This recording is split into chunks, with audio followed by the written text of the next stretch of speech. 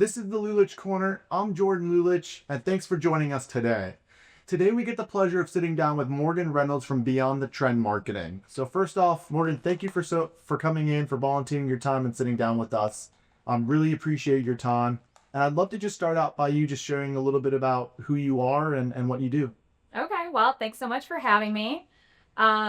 It is fair because Jordan came on my podcast a couple weeks ago, so she was on the other foot. I'm originally from Chicago, Illinois, and my husband and I moved to Vero about 8 years ago. I've had Beyond the Trend Marketing. We just celebrated 7 years in December.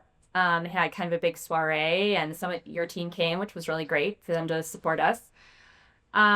So Beyond the Trend is a boutique marketing agency located here in Vero Beach, but we work with clients nationwide, and we kind of offer full service marketing solutions to all different kinds of businesses. Okay, awesome. So you're working with a lot of businesses. So let's talk about some marketing strategies. I think in today's society, trends are happening very quickly. Yeah. Fads are coming in and out. Mm-hmm. And so what are some trends that you're seeing? It's June 2025 that we're talking right now. Mm-hmm. What are some trends that you're seeing this year and some strategies that you're seeing this year that are being implemented and successful for your clients? Yeah. Well, what I always tell clients is that there's a million different ways to do marketing. You only have to pick a couple and be really good at them. So I always tell business owners, try not to be so overwhelmed by your options. Pick a few things that genuinely feel like something you can keep up with. Maybe you really like communicating with your customers via email and they respond really well to that. Maybe you love being goofy on camera and creating videos. So then, like if you get a couple videos that go viral and you kind of get into the bigger subscriber algorithm, then you can keep that up for a long time. There's also your audience size matters too, right? If we're local businesses and we want people to come to a brick and mortar location, just running some very straightforward Facebook and Instagram ads for local audiences works really well. So, you don't have to do all of them. You have to pick a couple, and they have to be things that you like to do or your team likes to do. Otherwise, it's hard to be consistent. It has to be authentic. Right. Yeah. I think that's the biggest thing is some of my team members want to try to get me to do the goofy videos and stuff. I'm like, I don't know if that fits really my personality. Like, Right. I don't You know. look like you paid it. At this certain point, the audience is going to be able to tell. So you got to do what you enjoy doing at the end of the day. Well, like your business too, right? At the end of the day, people want to work with people that enjoy what they do, that are passionate about it, and that really makes a difference in the long run. What do you think people getting started with marketing? Because you just tossed around different marketing strategies. So email marketing, Facebook ads, there's a ton of different strategies that you work with your clients on. But when people get started, what do you think is the biggest misconception that people have about marketing and, about any, the results or the outcome of the process or, different aspects of whatever strategy it is that they implement? Yeah. Well, there's a lot of marketing myths. I think if I were to make a blanket statement, a lot of times new business owners are working with old information. So their, kid told them something like 2 years ago, or they watched a YouTube video, 3 years ago.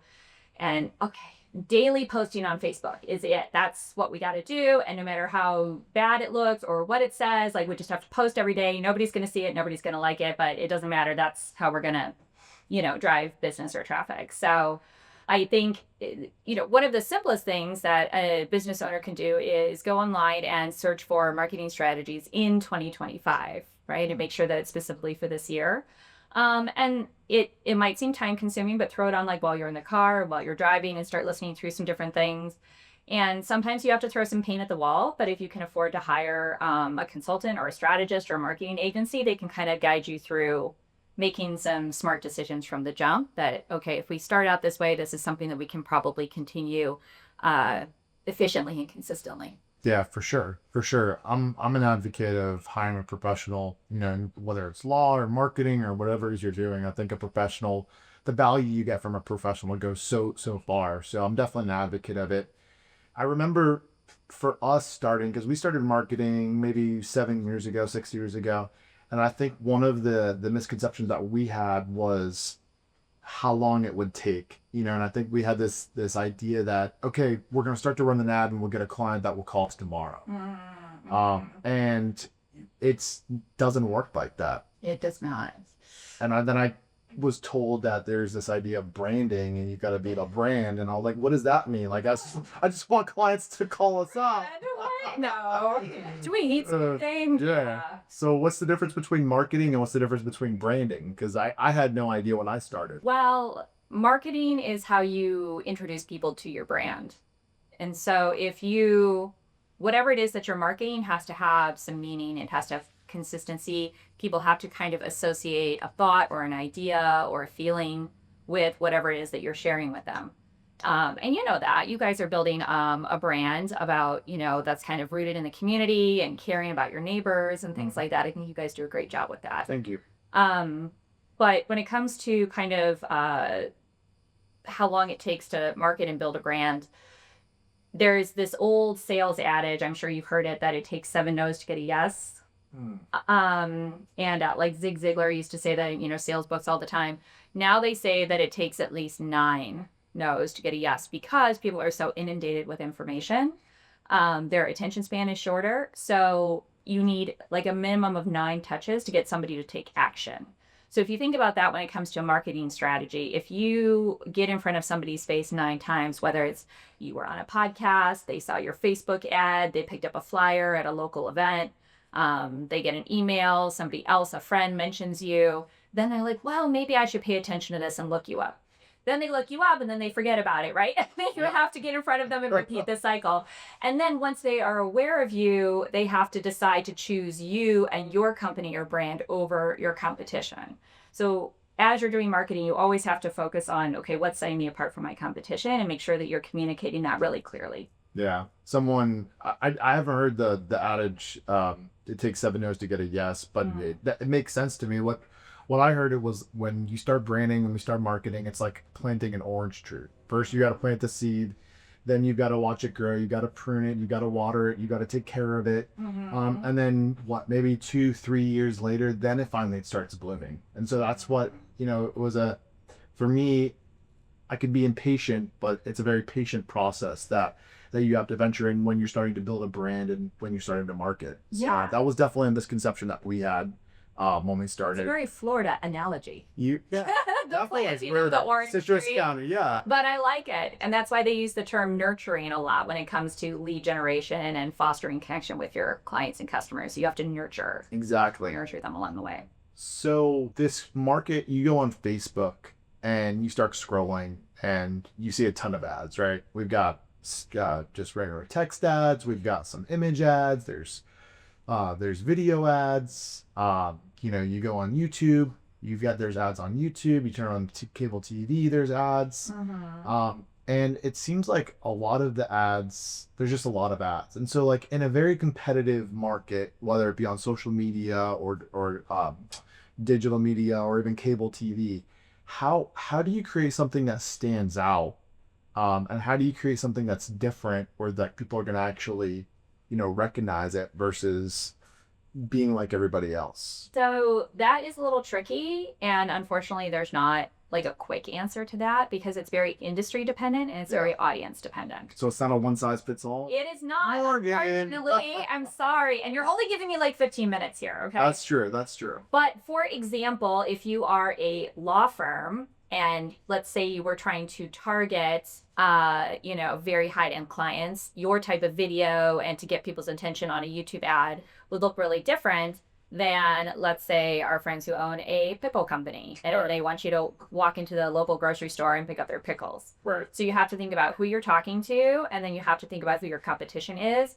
And can you be either uber more professional than them or uber funnier than them or drive, way more value than them or whatever that is so that when people see your ad, they're like, oh, that's maybe like a little step above what I've seen before. Yeah. And then they, again, probably won't click on it the first time, but maybe the second or third time they see it. So I think it's just leaning into who you are, right? And going back to doing something that's authentic, trying to have that authenticity in your ads.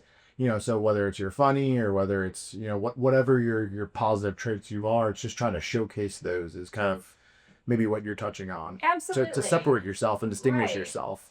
And I think also if you are the business owner, as you know, you have to be a part of the process. Your team can do 90% of it, but you have to feed into it a little bit because ultimately the brand trickles down from the top.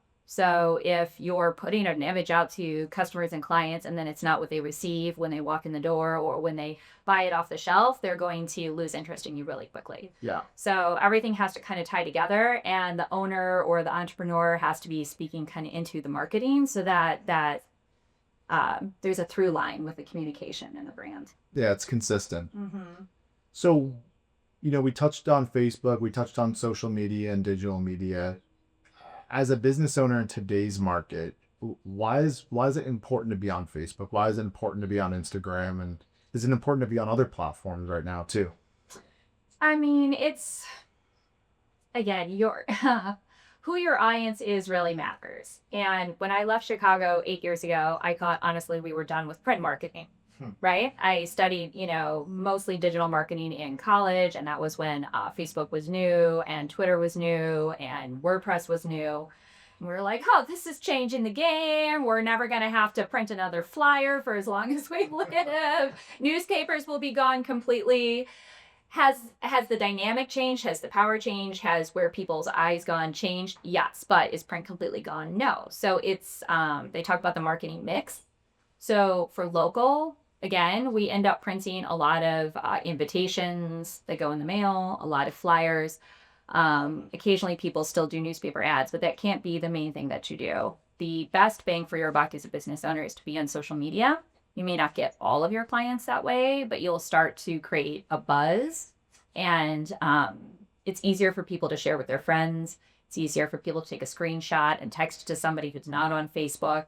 So it's the least expensive, easiest to access mass market platform that you can use. And I think going back to what you said earlier, I think it's not just doing one marketing channel, right? It's trying to get those 9 touches. So, it's like, how are you going to get 9 touches? Is that going to be through sending out emails and being on Facebook and then word of mouth, maybe a strategy. So I think it's in today's society, I think it's, in order to get 9 touches, now that we've gone up from 7 to 9, right, you've had to add on other strategies and other ideas in order to get to that 9. Yeah.